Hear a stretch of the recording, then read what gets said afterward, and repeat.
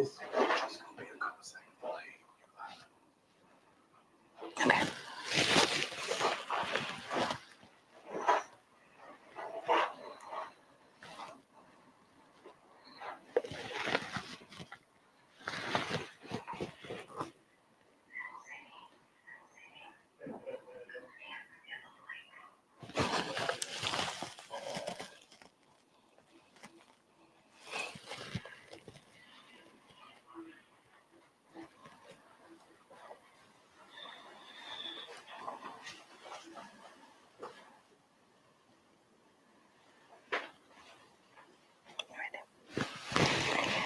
Hello, I am Chandria Lucius Harris, your executive leadership coach, and you are now watching live Chandria Circles Back.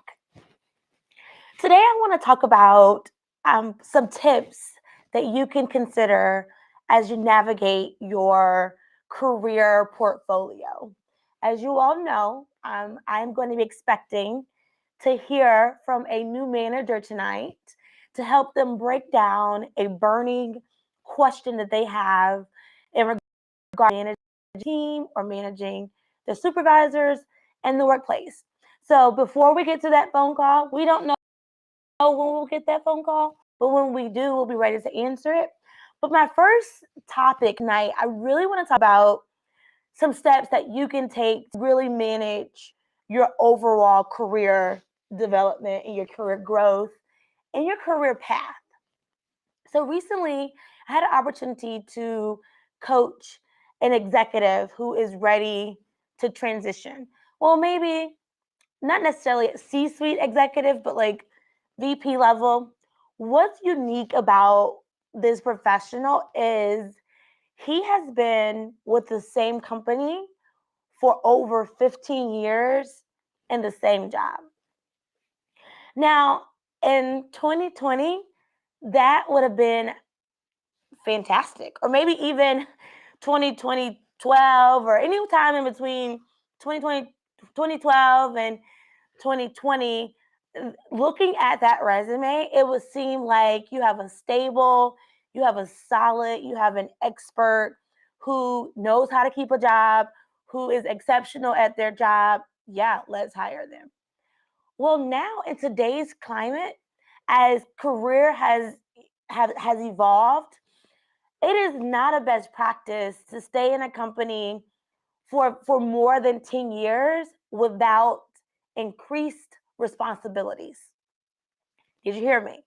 So step one, if you're in a role right now and you've been in your job for like 3 to 10 years, this message is for you.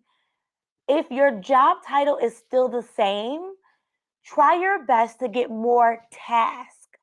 You want to be able to differentiate the first 3 years versus the first 5 years versus over the course of your tenure at that organization. If you're in a role and you love it, and that's okay, you can love your job and love where you want to work.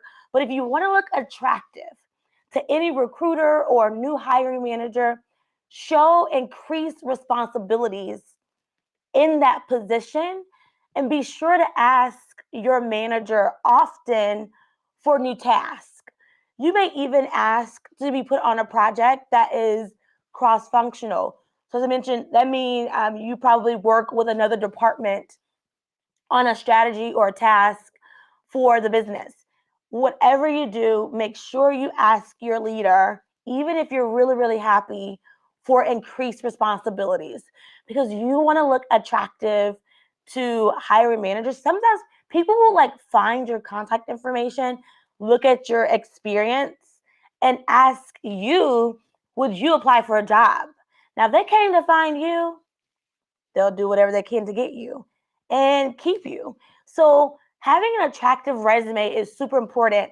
And what makes a resume really, really attractive is pretty much your core competencies. Do you have increased responsibilities? When was the last time you had education? Now, education is not just considered a 4-year degree. Certifications matter, courses matter. Think about what your industry needs and what's the latest and best trends in your industry, and be sure you are on trend. So Every quarter, I would say, take a look at your resume, look at what you're doing in the workplace. Do you have increased responsibilities? Do you have a new task? Are you on a new task force? Add it to your resume. I want you to also look at the core competencies you're gaining by doing that work. I want you to look at educational opportunities within your industry. Perhaps your industry association has a certification program or a different training program that you should possibly look into. If you are in an industry, you should also be connected to an association. So, say that again. If you are in an industry, almost all industries that I know of have an association. Look into getting involved, engaged with your association.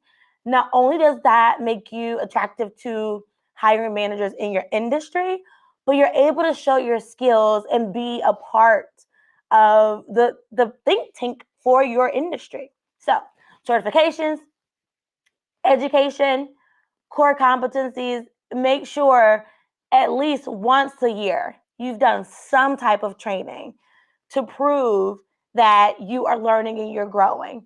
And if you're staying in the same job, ask for increased responsibilities, get on more projects. Because what's unfortunate is, as I was talking to that leader, we're going to have to work really hard to get him in front of recruiters that don't have questions about why hasn't he took on another role. Excellent guy, great resume. He's just been in the same role for 15 years, doing the same job, and we have to find a way to differentiate on his resume the different responsibilities, which we'll be able to, right? But I want you all to take this lesson as one that you've learned through us and make sure you have increased responsibilities. So what did I do for him? I told him, I said, look, we need about 6 months before you start your job search. In 6 months, I want you to take a course. I want you to take a new project, and I want you to add another core competency to your resume. So increase skills, expert, more responsibilities. So same thing for you. If you market and you're like, my resume is the same, I haven't done much, take some time to add more value to your resume. Add more information about who you are, what you've done, and your responsibilities at that organization so you can look attractive. Now, let's talk about how long you should stay on a job. Hey, I say if that company is treating you amazing and you love the perks, it works for your family, I'm not telling you to leave. Just do another job. Go to another job. You want to show that you have increased responsibilities in any capacity at any company. Stay at the company, be solid, grow with the company, but don't forget to advocate for yourself and move up, move across, move around, do that. Now, if you are okay with moving around and wanting to have different experiences, you probably want to consider that 5 to 6 year mark as your time to start looking. Now, if you love the company, as I mentioned, jump to another department. It's for your own career good. 3 to 5 years is what's estimated as the norm now. I can't believe 3 years is like really the norm. But it is. 3 to 5 years is like what we look at resumes and say is kind of acceptable. Over the last 7 years, we've been working as workforce labor professionals, career development professionals, recruiters, HR, kind of changing our perspective on how long you should be at a job. It took that long, almost a decade. So that perspective is kind of shifting. So 3 years don't look horrible. 4 makes you look solid. 6 make you like an exceptional expert. 10, make sure you have done something else at that company. And that is how you are able to really make your resume attractive. And when either you're looking for a recruiter or they're looking for you, they'll be able to ask you great questions about your experience and things you have done. So, does anyone have any questions for me about your resume, what you should have on your resume, how long you should stay at a job. And also, I'm ready to take my first call. Tech, are the lines open for a phone call? Are the lines open for a phone call? You're good? Lines are open? All right. Lines are open for a phone call. So if you have a question that you would like to ask me live, now is the time to call me. I'm going to give you coaching live over the phone. You will not be seen. I will be seen. But I want to know your age. I want to know your state, and I want to know what industry you're in. So that can help me inform my questions to help you get to where you need to go. The phone lines are open. We are taking questions right now on what do you need in your resume, how long you should stay at a job, how to really take control of your career. Remember, 3 years is acceptable. 4 years mean you're solid. 5 to 6 years, I feel like you're becoming an expert. 10 years, increase your responsibilities. If you love that company, move around. Move around in departments if there's no path up for you in that department. It's important for you to look attractive to hiring managers and recruiters, and they want to see increased responsibilities. Certifications are just as important as degrees. Join your association to get involved and engage. Make sure you are increasing your competency. Did I just hear something? I think I just heard something. Increase your core competencies. These are all of the things that we're looking at. And the reason why it's important is because education, trends, certifications really helps inform what's happening in your industry. And when someone is hiring you, they're hiring you to solve a problem, to be innovative, to sell something, to be of service to someone. And you need to be up to date with what's going on. You need to kind of be up to date with what is happening. So if you haven't had education in the last 2 to 3 years, I'm going to say, when else have you been studying? What are you studied recently to show that you are really into this industry? We got a phone call? Got a phone call. Oh, I didn't even hear it ring this time. But yes, hold your questions if you have any. Hello, it's Coach Shan. Hello, how are you? I'm doing well. How are you? I'm doing wonderful. Great. Let's take your question today. Okay, so my question today is what advice can you give someone who has I've worked in the healthcare industry for quite some time. I decided to leave the industry to go work somewhere else, and I ended up coming back to the healthcare industry in a higher position, and I'm having issues with employees who not respecting my new position Okay, because they've been in the company for years. Okay, so let me make sure I heard you correctly. You are a healthcare professional. You've been in healthcare for some time. You left healthcare for a couple of years, maybe one. How long did you leave healthcare? I left it for 3 years. So you left there for 3 years, and then how long have you been back? I've been back now a little over a year. A year. Okay, so you're in healthcare. How old are you? I am 38. 38. And where do you live? I'm located in Georgia. Georgia. Okay. So, and when you say your employees aren't respecting you, tell me what your problem is again. So it's like the employees, they've been there for years. They've been in the company for years. So when I was working there, the first 2 years that I was working there, I was working in a different position. I'm there now, back in a management type position, and it's like the respect. They don't respect when I am giving them, like, telling them what needs to be done, what's my expectation when it comes to in that industry, like what's required.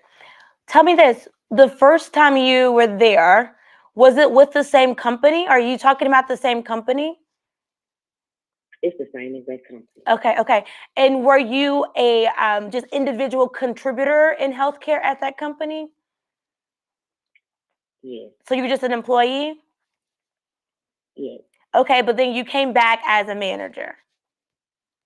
yes, Okay. And do you currently manage people that were previously your colleagues? yes. Okay. How many?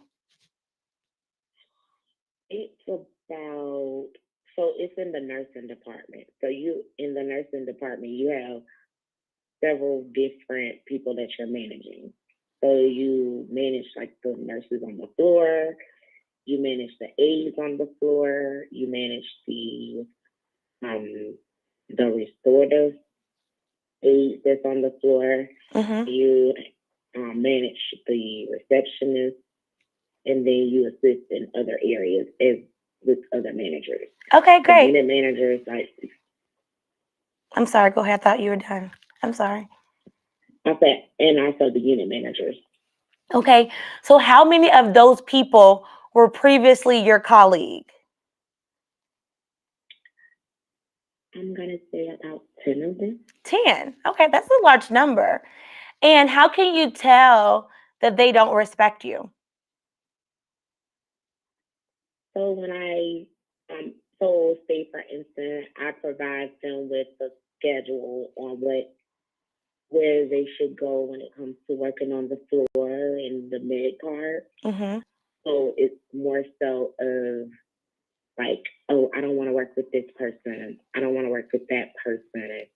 Oh, Can okay. you move me over here? So it's more so of like I'm moving you to accommodate your your colleagues that you don't like to work with. Gotcha. So they're really asking you to be flexible with moving them because they don't like a colleague, or is it they don't like the schedule? What's the issue again? They don't like the schedule. They don't like the colleagues. They don't like the hall. They don't like none of it. They don't like none of it. No. Okay. Okay, look, so what have you done to try to mitigate that issue or fix it? So the first thing that I did was I sat down and I had a town hall meeting Okay. and I explained that hey, we come to work to serve for the patient. We are here to care for them. So our personal issue that we may have with our colleagues, we need to learn how to come together for the resident, not Okay. for our own personal issue. What was their feedback? What was the response to that town hall? The feedback was actually like, well, I've always worked with this person and I don't agree with that, but I will tolerate it. Okay. So, question for you: what are you willing to do differently to help your team with culture, with the understanding or really respecting expectations that you're giving them? What are you willing to do differently?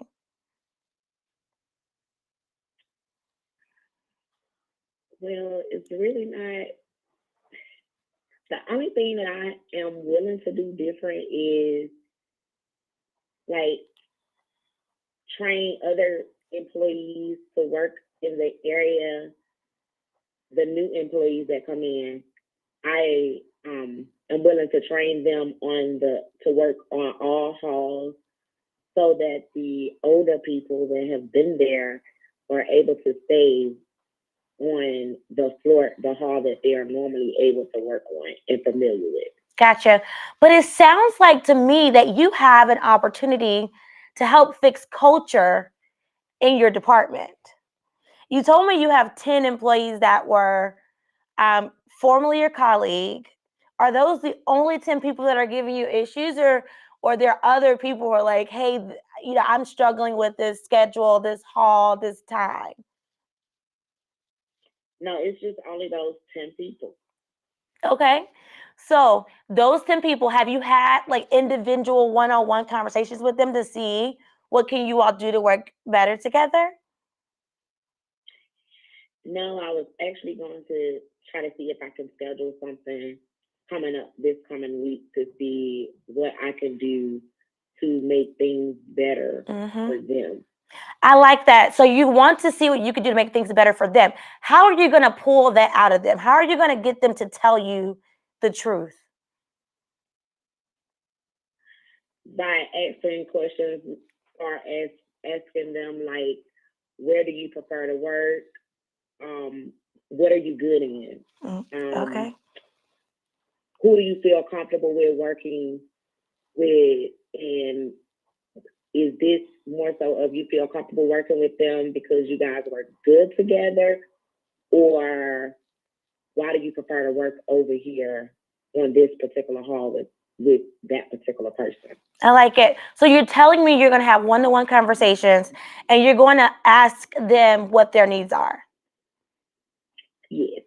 Okay, I like it. Have you thought of any other like really great questions that you can ask each individual person to see how you can better connect with them? Not really, because they are older. Okay. They've been there 30 plus years, and some of them, it seems like they get offended easily. And I'm Okay. not trying to offend them by asking those questions, but maybe it's some feedback that you could possibly give me where I could maybe ask them how, something that I can ask them to help me. No, I love it. That's a good question. Thank you for asking me. I'm gonna tell you in just a second. How have you lifted them up as far as like helping them feel like their tenure on that team, their expertise in that department matters to you? So once a week, like on Friday, I may bring, I bring it as a team because we are a team. So I will provide, like, for the morning staff, I provide like donuts and coffee. Okay. Sometimes I may provide, where, hey, later on, I might just get pizza. And I may Okay. do it for the whole team. I love it. So it just depends on what's going on for that week. So I love that you'll feed them, new manager. I love that you'll feed them. What about their expertise? What are some things you can do to pull out of their expertise where they're able to help you make decisions and help you think differently about how the department should be ran? By asking questions far as like, what is it that I could do to make this better for all of us? Far as, since you are a person that, okay, so I have one lady, she is good with scheduling. Okay. So I can actually use her to like say, hey, what did you do in the past to help accommodate everyone where it wouldn't become an issue or conflict in making sure everyone is satisfied. And you know what else you could do? What's that? Let her do the schedule. If she does it well, okay. What you think about that? That sounds awesome. So it's very uncommon for me to be like, hey, you should do this. But it's so glaring. You have 10 employees that you've worked with as colleagues who you've seen the best in them. They are not really responding to your leadership in the right way. There's some culture things going on there. You are feeding them good, because I love a good donut and pizza. You feed them good. I personally think that it is now time for you to lean into their expertise. So the questions you're asking are great questions, but what you should do next is to go to the next step. Think through, how can I lift them up? How can I make them feel like they are part of my team? And the one thing that employees want to feel at work, to be honest, is valued. And to show them value is to say, hey, I trust you to do this job. What do you think about that? Good. So, okay, tell me this. What are you going to do next? So I'm going to have another town hall meeting Okay. after I do the 101s, after I get some feedback, and I'm going to set the tone by going over, gathering what each individual senior employee has offered me Okay. and use it to accommodate everyone else, Okay. including the new employees, but make sure they feel value for being there, the time frame that they have been there, allowing them to be the ones to pitch in and help out I love it. when it comes to new employees. I love it. So how are you going to let those colleagues that are pretty senior shine? Like we have this thing where I could do kudos cards and acknowledging them Okay. once a week for, hey, thank you for stepping in and pitching in to help out or show the new employees something that they could do that will make their job easier. Love Because it. when you're dealing with patient care, it could be hectic, especially family members. I And love just it. even better feedback. I love it. So I heard you tell me you're going to have one-to-ones with those 10 colleagues. You're going to have a town hall after that and consider all the feedback they gave you. And then you're going to do some kudos cards to help them shine. And perhaps you're going to call back to Shangria Circles back and let me know how it went. Yes, I sure will. Thank you so much. Was this helpful for you today? It sure was. Thank you so much. You're welcome. Tell me this before you go. What was your favorite part about the coaching session? What's your favorite part? The favorite part was the fact that me coming from back into the healthcare industry and just needing to know, like, hey, when it comes to senior employees, you have to value them more than anything to make them feel like they're more important, even though you have new employees, to where you'll end up gaining the respect that you need by accommodating their needs and wants. Yep. Putting them first. There it is. You want to make sure all your employees feel valued. You want to lift up your colleagues that has been in the organization for a very long time. You want to let them shine by helping them have them help you. And girl, I'll tell you, before you know it, you'll have a winning team. And this is going to actually help you with your culture. Okay. All right. Well, thanks so much for calling in tonight. I'm excited for you. Thanks so much for calling in. Please circle back in a couple of weeks and let me know how that feedback or this coaching session helped you with your team. Yes, ma'am, I sure. Thank you. Thank you. You're welcome. Thank you. You're welcome. Bye. Okay, y'all. This was good. This was good. So we had a healthcare professional who I was trying to really help her see that those colleagues that are now under her leadership want her to see that they now can also help her in her role. And I was able to draw that conclusion based on the fact that she told me, hey, this lady is great in scheduling. If she's great in scheduling, use that expertise, use that value. If she does scheduling well and everyone loves it, why not? Use her. Second thing we also learn is you got to show people that they're actually valued. Food is good. I love a good meal. But me and all the memes know pizza ain't gonna work. It's not gonna work, y'all. I know it's not gonna work, but she is doing her best. Kudos to her for being a new leader.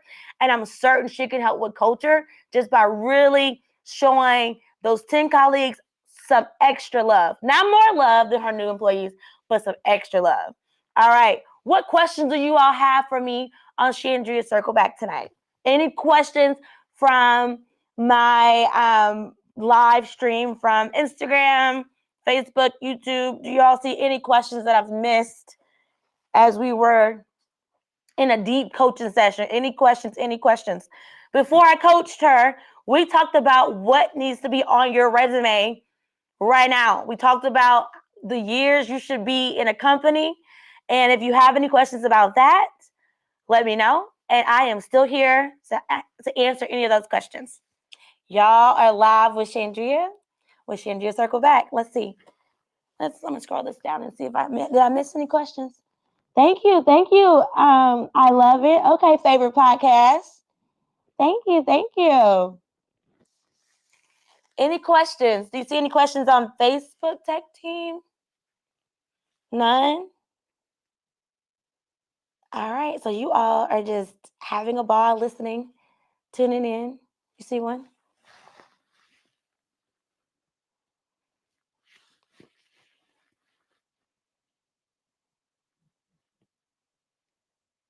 Okay.